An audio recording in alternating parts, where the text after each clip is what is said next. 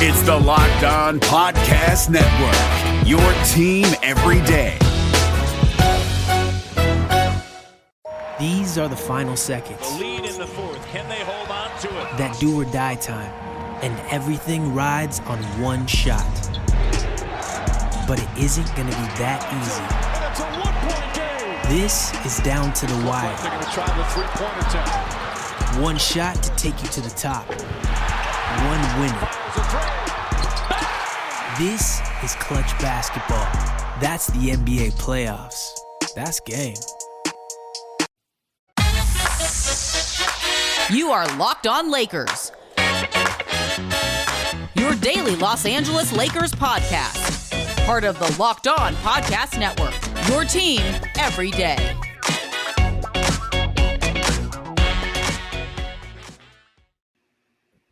Hey, everybody. Welcome to Locked On Lakers for Wednesday. Brian Kamenetsky, Andy Kamenetsky, going to dive into some free agent stuff today, Andy, looking at their own guys. We're going to talk about THT. We might try to get into some gimmickry that the NBA is doing to try to look at dredging back up to try to make a little bit more money for themselves. You and I both, Brian, love a good gimmick, but this one might be a little too ridiculous for either one of us. There are very few people, I think, in the world who enjoy gimmicks more than me. Oh, yeah. No, I'm very pro gimmick. Yeah. Particularly when it comes to food. We could do a whole episode on that and might have to, given the length of the off season, my love for gimmicky foods. But let's start with this. So I will actually tell people first that Locked On Lakers today brought to you by Spotify Green Room. Download the app and join us at a special time this week, 11 a.m. Pacific. Again, 11 a.m. Pacific to get in on the action, Spotify Green Room. So I did the Lakers TV station studio show on Monday night, and something that both of us relatively frequently appear on if you're in LA, and you can check that out. They asked me the question, rank, like looking at the Lakers, they listed all the Lakers free agents from, Andre Drummond to Ben McLemore to Wes Matthews to Markieff Morris and whatever. And I had to say my top three, the three that I thought were the most important to re-sign. I think we can all agree that the answer is some combination of Alex Caruso, Talen Horton-Tucker, and Dennis Schroeder. Like that, I think, is the correct answer of people. Here's the order that I put them in terms of priority. And I was thinking just about next year. Right. THT number 3, Alex Caruso number 2, Dennis Schroeder number 1. Did I do it correctly? I would actually put Caruso ahead of Schroeder. I think the best argument. Interesting. So you would make Caruso the top priority for the Lakers to get back. Yes. That's interesting. Explain. I think Caruso is the best fit of the three, and I think he has consistently proven himself to be the most important in terms of his defensive versatility, the way that he fits so incredibly well, not just with LeBron, but with LeBron and AD. He is really good with both of those guys, and the things that he does in terms of allowing what they are elite at defensively continue, I think is extremely important for the Lakers. In some ways, I think Schroeder becomes just as important when you start thinking about the price point. And, and all of these things obviously matter. But when you think about the price point and you also think about the draft capital that they gave up with the Danny Green deal in order to bring Schroeder in there, and how little draft capital they have because of everything they gave up in the Anthony Davis deal. All the things that they're going to give up to get Lillard. I mean, you have to factor that in too. Well, no, actually, it's not going to be that much. They don't have anything. So they're going to actually manage to get Damian Lillard in what is essentially a salary dump, which will be, by the way, guarantee Rob Pelinka wins GM of the Exec of the Year that year. I don't care how much resentment there is. No, that's a pretty sweet move. Yeah, it really is. That's what I love about all of these hypothetical trades when people say, like, who says no? I mean, the answer is never the Lakers. No. Who said not the Lakers? It's a great deal for the Lakers. Oh, no. On Twitter, everybody suggests incredible deals for the Lakers. Speaking about Schroeder, though, and the price point for him moving forward, and the way the Lakers are in some ways boxed in with the guy because they're going to have no real ability to replace him outside of internal improvement from Caruso or THT. There was a report today from talkbasketball.net, which I did not realize existed until this day. Dennis Schroeder, as it turns out, wants der Tasche, which is German for the bag. I'm reading, Dennis Schroeder will test free agency as an unrestricted free agent after his 4-year contract expires this summer. Earlier this season, he turned down an $84 million offer from the Los Angeles Lakers. According to Armin Andres, vice president of German Basketball Federation, DBB, the point guard is expecting a deal in the range of 100 to 120 million. Andres mentioned this fact as it is the reason why Schroeder is not representing Germany this summer, as the burden of ensuring his future contract of that value is too big on DBB. Quote, Dennis Schroeder has communicated this clearly. He wants 100, 120 million, which he will probably also get. And this sum ensured that he cannot. We cannot insure him for that much money. It is too much of the monies for us to insure him at that price point. It's as if you've been transported to Berlin. Yeah, it really. It's okay, but like let's. By the way, yes. What's German for F out of here? Like, I don't know. 120 million, F out of here. What's the bag in German? Der Tasche. I also want der Tasche. Let's stick on that for a second, because the point that you're making about Schroeder and the ability to replace him is why I actually put him above the other two. So we'll get to THT in a season in the deep dive as well, but let's stick on this and talk about Schroeder next. Locked On Lakers brought to you by Spotify Green Room, the first social audio platform made for sports fans. This app is free to download. Once you're in, you can talk with me, Brian, other fans, athletes, insiders in real time about your favorite team or sport. Obviously, in this case, the Lakers. We will be hosting rooms for Locked On Lakers once a week. It's always on Fridays, but this week it's going to be a special time, 11 a.m. Pacific. You can join in the conversation that you listen to here every day. Spotify Green Room, the perfect place to start or join conversations about the NBA. You'll find fans just like you on Spotify Green Room for parties, debates, post-game breakdowns, and reacting to big news rumors. Go and download the free Spotify Green Room app now, currently available on all iOS devices. Create a profile, link to your Twitter, join the group for the latest league updates. Follow us at Cam Brothers to be notified when the room goes live. It's always under A. Kamenetsky. Again, this week, special time on Friday, 11 a.m. Pacific time. We want to hear everybody's thoughts. The room has been awesome. People chiming in. It's really, really fun. So again, Spotify Green Room, changing the way we talk sports. This episode is brought to you by HP Instant Ink. No one is reading your mind, but HP Instant Ink knows when your printer is running low and sends you new cartridges, so you never have to think about ink. Save up to 50%. You'll pay less than $5 a month for ink and never run out again. Find out if your printer is eligible and enroll today at hpinstantink.com. Conditions apply. For details, visit hp.com/instantink Spotify. Yes, this week we'll be talking a lot about der Tasche. Der Tasche. But here's why I put Schroeder at the top of this list. And we're going to talk about THT in a lot of depth anyway, so we'll get there. And you talk about the money and 120. I don't know if he's going to get between 100 and 120 million. The answer is no if you don't ask. I mean, go out there and try to get it and see what people give you. But I do think it's almost certain that he's going to get more money than at least Laker fans are comfortable with, and probably that the Lakers are comfortable giving him.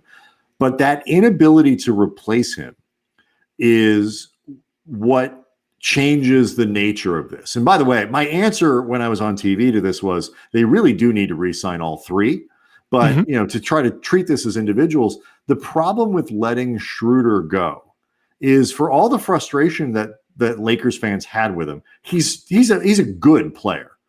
He's a good player, and particularly when guys were out, and he had stretches where he played extremely well. I know he was disappointing in the playoffs. He was up and down. It was not consistent.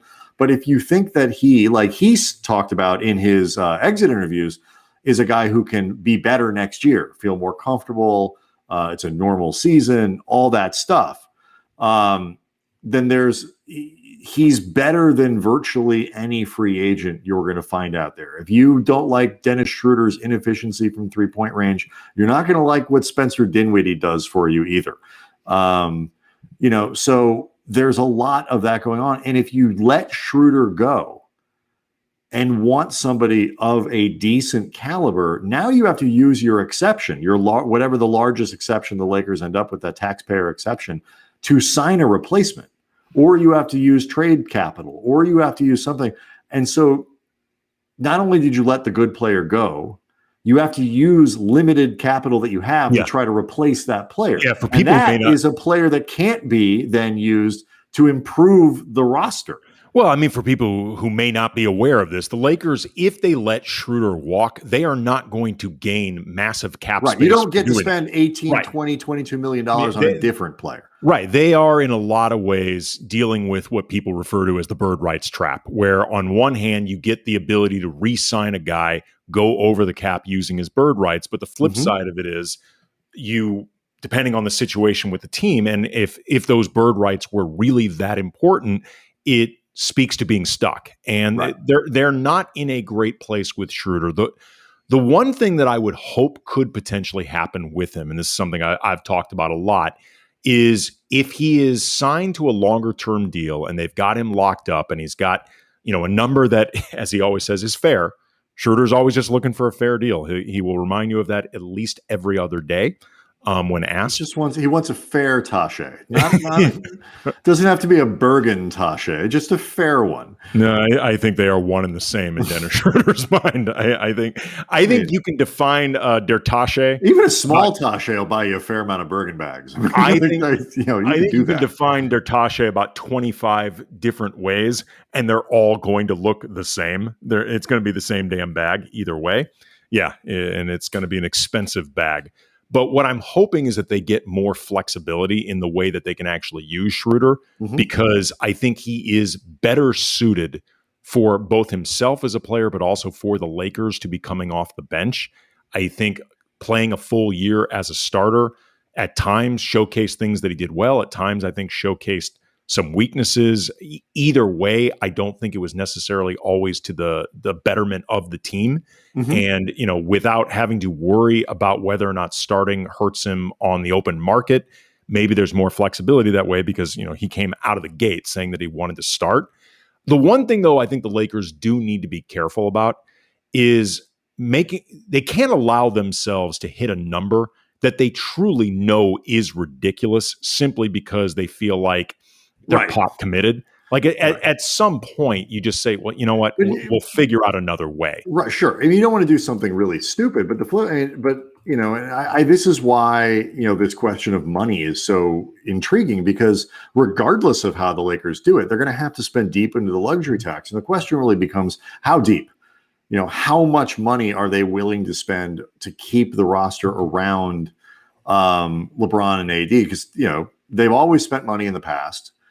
And Rob Pelinka said that they have free reign to spend what they need to spend now. It probably helps them that they just, set up a deal where, the sale of the team for $3 billion as Phil Anschutz sells his 27%, which means the team is valued around $5 billion. That might make them feel a little more comfortable spending a little extra money. I'll tell you this much. If Schroeder ultimately gets the ultimate Tache and gets his $120 million that his friend he's not getting that. Well, I'm just saying, if he gets somewhere between the 100 to 120 that his buddy over with the German Basketball Federation says that he wants, if I'm Rob Pelinka, I'm saying your ass is getting vaccinated right now. Right now. Like right now. Like before you sign this contract, here's a syringe. Yeah, here is a syringe, and we are putting this syringe in your arm for 100 Not only that, we're giving you the booster at the same time. Yeah, seriously. We're giving you all the vaccines right now. Right. I think that because I don't think that's too much to ask. No, I agree. I don't think for $120 million, your ass is getting all of it. You're getting all of it. he's not going to get that much money. I but believe in freedom, but only to a point. The frustration with him is just that he didn't do what fans wanted him, but he's not terrible, and he wasn't terrible this year. He had a couple, and he had a couple terrible games in the playoffs.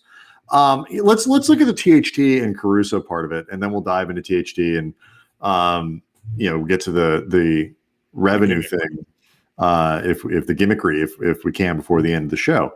So here's why I put Caruso in front of THT. It's not because I think Caruso has more upside than THT. He clearly doesn't. Absolutely not. But I just lived through a pandemic. I'm still living through a pandemic. I'm all about next season.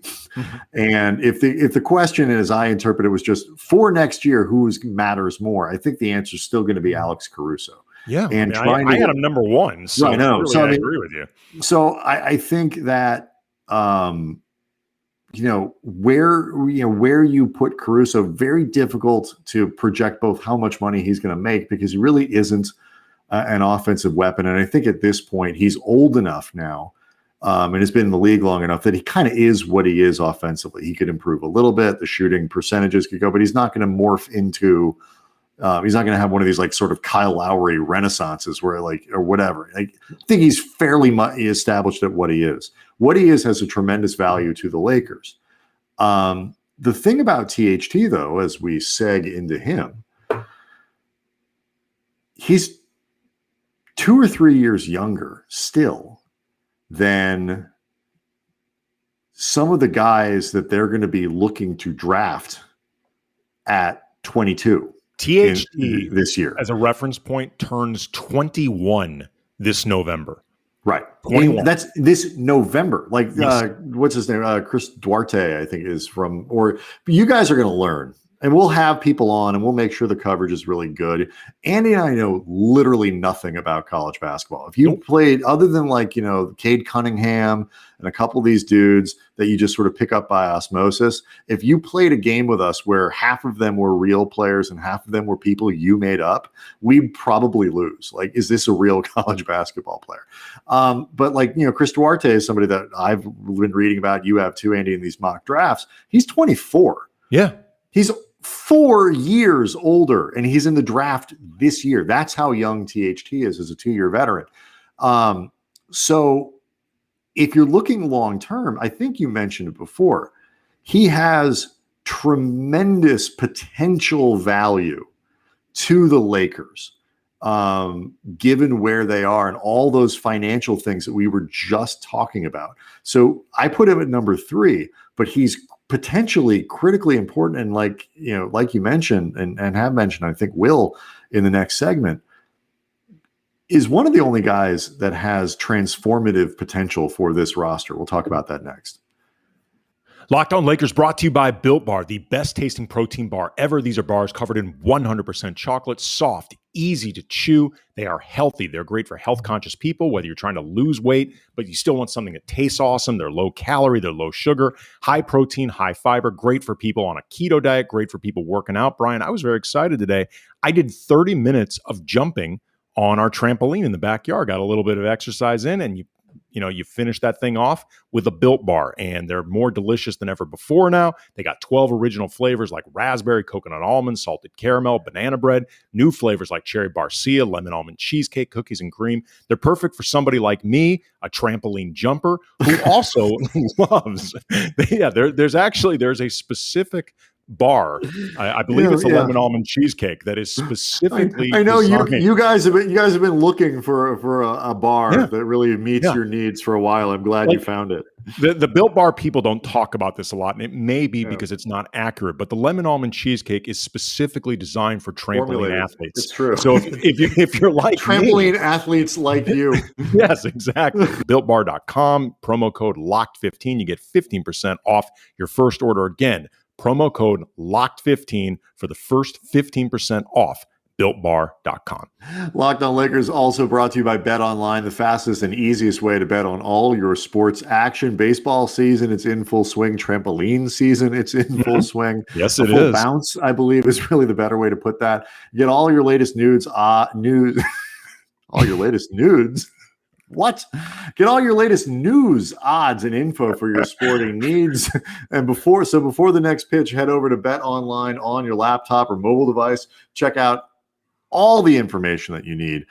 Don't sit on the sidelines anymore. This is your chance to get in on the game as teams prep for their runs or their bounces to the playoffs. Head to the website, use your mobile device to sign up today and receive a 50% welcome bonus on your first deposit when you use the promo code Locked On. Again, 50% off bonus when you use on your first deposit when you use the promo code Locked On. Bet Online, your online sportsbook experts. Bet the over on the nude, Brian. For all of your nudes, I was just thrown off because every once in a while, I've been around a lot of special athletes, Andy. Mm-hmm.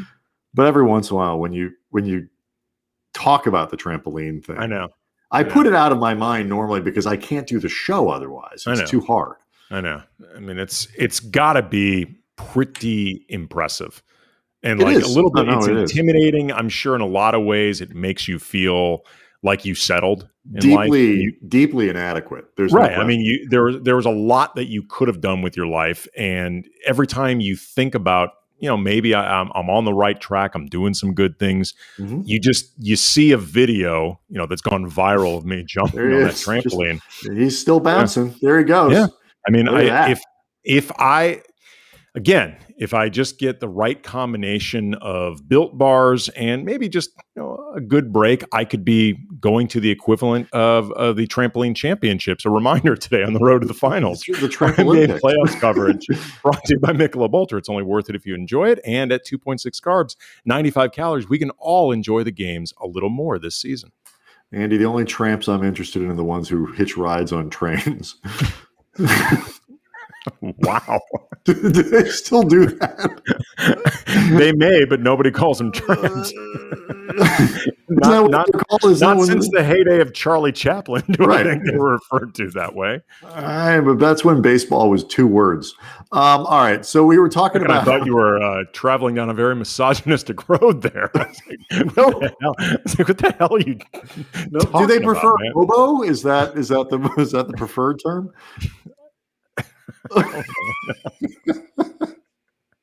Anywho, it's the off season. So what is interesting about THT? I put him at 3rd in that list, but there is nobody, I think, available to the Lakers that they can sign, that they can, certainly within sort of in-house, so to speak, that has the potential to transform kind of the championship window that we talk about with this team as much as he does. Because if he becomes a legitimate, I'm not even talking about star, all-star, whatever, that would be spectacular. If THT becomes a legitimate high-end rotation guy, high-end starter, all-star adjacent, whatever it is, that makes it so. I mean, all of a sudden, that's found money. I mean, all the other stuff that the Lakers can do, all the other players, stars that they have, draft picks, role players, guys they can attract, that it enhances what they have to a level that nobody else has the potential to do. I'm not saying he's going to do it. I'm just saying he's the only guy there who could. The comparison I've made, Brian, a few times is the leap that Andrew Bynum took during his 3rd season. And I think there's actually some commonalities between the two as we look ahead to Talen Horton-Tucker's 3rd season. Both entered the league, like we talked about before, extremely young. They were both considered projects of sorts, but with a lot of obvious potential. One was a lottery pick and the other one was drafted in the 2nd round. But still, they were both seen as guys that would take some time to get going, but that the organization really was very high on, even in their most raw stages. They both showed flashes during the first 2 seasons, and you could see them developing into a valuable NBA player, but they weren't there yet in terms of being able to contribute in a meaningful way to a true contender. And both of them, to a point you were making earlier, Brian, were really the only trade assets the Lakers had that teams around the league could be interested in ways that weren't as much about just balancing cap numbers. So, is THT poised for that type of leap with Bynum? It's hard to... Right. And I would argue he's not quite on the same level as a prospect as Bynum was. Actually, I don't know, man. I went back and looked at Bynum's numbers for the first 2 years, and the way he was being utilized, his minutes per game, they're closer than I think you might realize. Mm-hmm. But either way, though, it's difficult to definitively bet on a leap like that with THT, but at the same time, Bynum did not look poised for that same leap either.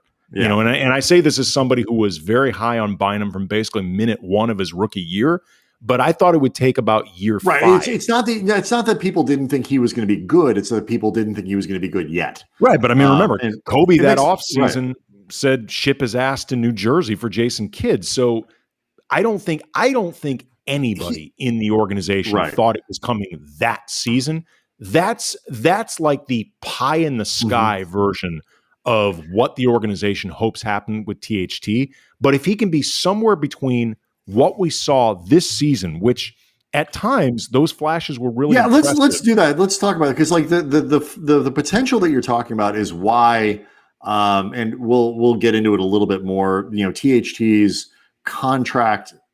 You know, the challenge in signing THT is if some team thinks that he really is going to become a star caliber player, they can essentially backload his contract and make it very difficult for the Lakers to match, without getting too deep into the sort of arcane salary cap stuff. That's basically the dilemma. How do you think he played? Because there was a stretch at the beginning of the year, especially, where people were like, oh crap, he's playing way too well. He's absolutely going to get some sort of poison pill deal. Somebody's going to steal him away from the Lakers. There's no way they can afford. I don't think he kept up that momentum. He did hit a little bit of a wall. The league adjusted, and they started getting more seriously and stuff like that. How would you evaluate the way he played over the course of the entire year? Yeah, I was looking through some of his numbers, and if you look at his percentages in terms of shooting, you know, from the field, they're down overall from what he did his rookie year. And, you know, granted in a much smaller sample size, but pretty much everywhere around the court, where they're talking about at the rim, whatever, they're down some. And I think it's reflective of what you're saying. He's on scouting reports more. Teams are paying more attention to him. Right. It's not just garbage time. Right. It's easier for experienced coaches to make adjustments for him than it is for a young player to adjust to those adjustments. One thing, though, that I really did like looking at THT's numbers is his assists almost doubled per 36, while his turnovers stayed basically the same from last season. Like they're a bit higher than you'd want, but he's young. Like it's fine. But he had more playmaking responsibility and didn't get crazy wild over it. And that to me was a good sign. There were times when he was really used as a primary ball handler for the Lakers. He had a lot more responsibility. One of the upsides, I think, of this season was, you know, to all the injuries, is that his development was accelerated, his responsibility was accelerated. You know, he played far higher leverage minutes more consistently this year than he did as a rookie. You know, even some of the playoff minutes notwithstanding. But the eyeball tests and analytics and all that stuff, he sure looks like a guy who at the very least can be a legit NBA scorer. Yeah, he could get I was going to say, he can sometimes get tunnel vision as a scorer, and I think he needs to add more dimension to the way he scores, because he starts to become, I think, predictable in terms of the way that you look to defend him. He needs a better jumper, right, at every stage along on the way to the basket. He needs a better mid-range jumper. He needs a better three-pointer. All that stuff. And to his credit, actually, I remember at his exit interview, I asked THT about what it was like for him to basically have the game slow down a bit, but then in turn, you know, recognize the way teams are defending him. And he said, like, he realized they were always defending me to go to the basket. So at times he was able to counter that. At times he wasn't as successful. But either way, he's learning. And I do think as a playmaker, he was not nearly as tunnel visioned, or I think at times out of control, as he could be as a scorer. And then defensively, there's a lot of potential there. And one thing I really liked about him is the effort is there as well. I mean, he can be a liability. I mean, I will go out on a limb and say on his scouting report, it just has in huge capital letters, back cut him. Right. Like just back cut. Yeah, like, if he is guarding you off ball move, he won't find you. I mean, he would lose guys constantly, whether you're talking about with rotations or just he's supposed to be keeping track of somebody he doesn't. NBA defense is really, really hard. But he's not. But the thing is, though, he's not indifferent to defense. I would agree. He just has a lot to learn. And who was it? Who we were talking to that where we asked that question about Kuzma as a template, not for a career path, but just as defensive improvement. Like, I forget which show that was, but and I think that is a reasonable thing, because Kuz, who was awful when he came to the league defensively, just awful, has improved a great deal in part because he cared. He's got some of the physical tools that you need, and there's certain things he's not great at, but he cares and he tries, and a willingness to learn how to do it is important. So if THT becomes an average defender and an above average offensive player, again, it's found money for the Lakers. The enthusiasm, people love to make fun of Lakers fans, and I get it and all that stuff. The enthusiasm that Lakers fans have for THT is legit, because when he would play once or twice a game, when he would have extended minutes, similar, like you said, to Andrew Bynum, once or twice a game when he would have extended minutes, you go like, oh, that's not something a 20-year-old does. Actually, it's funny. I'd never thought about this comparison before, but in terms of rookie commonalities between Bynum and THT, they both had these like definitive moments as rookies, or when they were really tested. With Bynum, it was that matchup he had against Shaq. Remember when both Chris Mim and Kwame Brown got into foul trouble, and Phil Jackson very reluctantly put Bynum out there, and he was matched up against Shaq. Shaq posterized him in a way that literally it felt like you were watching the roof. It felt like you were watching the roof. It was almost child abuse. Yeah, it was like watching the roof collapse on a puppy or something. Like it was almost horrific to see play out in front of you. Like Bynum almost like just crumbled, like literally like crumbled because of the force of this. Next trip down, Kobe fed him, and I think fed him intentionally, because I think he wanted to see how Drew would specifically react to this. And then Drew did the spin move, had that dunk, totally faked Shaq out, got really excited, gave Shaq a bit of an elbow. Shaq retaliated with that forearm shiver. But that was a testing moment for Bynum, and he passed really well. THT in the playoffs last year, unexpectedly, got that run either against Portland or Houston. I don't remember which one, but nobody really expected it, and he played really well. So I think that's another commonality between those guys, if you want to think about Bynum's path and what could be there with THT. Let's save the gimmickry, the NBA gimmickry, either for tomorrow's show or perhaps for the YouTube channel, Locked On Lakers on YouTube, where you can go get some exclusive content there. So we'll do that. I do want to let everybody know a hobo, as defined by Wikipedia, is a migrant worker or homeless vagrant, especially one who is impoverished. The term originated in the western, probably northwestern U.S. around 1890. Unlike a tramp who only works when forced to, I guess we're tramps in that regard, and a bum. Are we all tramps, really? Or a bum who does not work at all. A hobo is a traveling worker. So let's not degrade the work ethic of hobos, I guess. Hobos are traveling workers. Tramps only work when forced to, and bums don't work at all. There you go. I feel like we all learned something. I did not know that either. I'm kind of excited by that. That is courtesy of Wikipedia. All right. Again, Locked On Lakers on YouTube, Spotify Green Room, 11 o'clock this week on Friday, 11 o'clock Pacific. Make sure you send us notes. Cam Brothers on Twitter, KamenetskyBrothers@gmail.com. All that stuff. Leave a 5-star review on iTunes. However you want to do it. We'll see you next time.